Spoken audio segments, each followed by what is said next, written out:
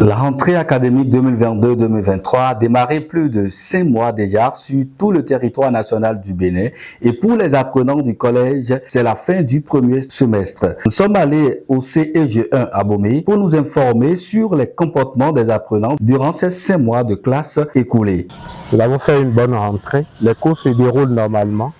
Nous n'avons pas de perturbations à proprement parler. Les enfants se comportent plus ou moins bien. Il y a quelques cas d'indiscipline, comme on peut noter dans nos établissements, mais rien qui soit insurmontable. Par contre, il est constaté chez les apprenants, lors des séances de cours, en interrogation et également en devoir, des comportements qui suscitent beaucoup d'interrogations. Le constat général est que les élèves, d'abord, pendant les cours, ils ne sont pas tellement attentifs, ils ne sont pas vraiment accrochés à la chose, ils ne sont vraiment pas intéressés à la chose.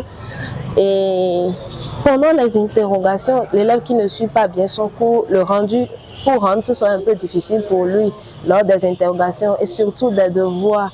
Et on voit même que même aujourd'hui, parce qu'ils ne suivent pas, il y a beaucoup d'élèves qui trichent, beaucoup même lors des évaluations. Vous allez les voir écrire des trucs dans la paume de main, des trucs sur le corps, sur des torchons. Il y a beaucoup de cas de tricherie que nous voyons aujourd'hui. C'est un phénomène qui se généralise de plus en plus, puisqu'il semblerait que les élèves ne prennent plus conscience de la manière de prendre le cours au sérieux et tout. Donc, on a constaté que ça prend un peu d'ampleur. Une élève en classe de 4e dénonce également les méthodes de tricherie que pratiquent ses camarades. Ils font des cartouches, ils écrivent aussi des chaussures.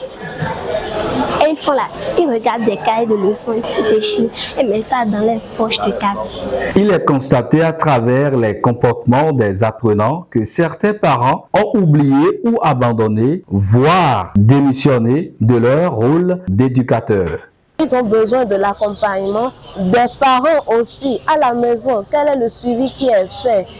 Va prendre ton cahier, va faire tes exercices, va pour apprendre. Vous avez devoir. Quelles sont tes notes? Vu la fuite de responsabilité de ses parents, les professeurs n'ont pas hésité de lancer des appels pour changer véritablement les donnes au second semestre. Je les invite vraiment à nous accompagner pour mettre du sérieux dans la vie de leurs enfants. Le problème, la responsabilité incombe surtout aux parents qu'ils m'excusent parce que il leur revient en fait le premier rôle d'éducateur. On est d'accord? Il leur revient d'inculquer des valeurs à leurs enfants. Et quand les enfants ont de bonnes valeurs, on est d'accord, nous ajoutons notre instruction, nous ajoutons également nos conseils, nos sensibilisations, et c'est à ce prix-là que oui, cela porte des fruits. Et nous constatons que les enfants viennent parfois à l'école et nous laissent croire que en fait ils n'ont pas de parents et qu'ils n'en voient pas du tout. Donc tout ce que nous faisons et tous les efforts que nous autres nous mettons dans leur éducation, dans leur instruction, malheureusement cela tombe à l'eau et c'est ça qui nous gêne énormément. Il revient à chacun de jouer son rôle pour le bien-être de ses apprenants, car chaque enfant qu'on enseigne, c'est un homme qu'on gagne.